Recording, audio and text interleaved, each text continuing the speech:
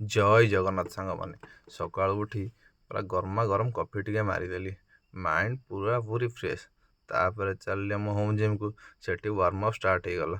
Warm up start କରୁ କରୁ ତାପରେ ଗଲି ଛାତ ଉପରକୁ। ସେଠି ଯାଇ ଟିକେ ଟ୍ରାଇସେପ୍ ମରାହେଲା। ଟ୍ରାଇସେପ୍ ମାରି ସାରି ତାପରେ ଆମେ ବିକାଶ ମୁଁ ପିତବାସ ବାହାରି ପଡ଼ିଲୁ ମାର୍କେଟ। ଯାହା କୁହନ୍ତୁ ସାଙ୍ଗମାନେ, ଶୀତ ଦିନେ ବାଇକ୍ରେ ବୁଲିବା ମଜା ପୁରା ଅଲଗା ପ୍ରକାର।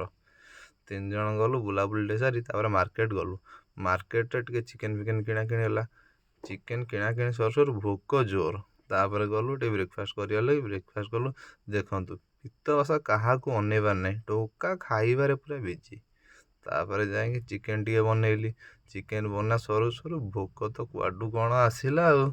ସାଙ୍ଗେ ସାଙ୍ଗେ ଖାଇବା ଷ୍ଟାର୍ଟ ହେଇଗଲା। ପେଟେ ବାଡ଼େଇ ଦେଇ ତାପରେ ଟିକେ ରେଷ୍ଟ କଲି। ତାପରେ ଟିକେ ପଳେଇଗଲି କ୍ରିକେଟ୍ ଖେଳିବାକୁ। କ୍ରିକେଟ୍ ଭଲସେ ବାଡ଼େଇ ତାପରେ ଫେରିଲି ଆଉ।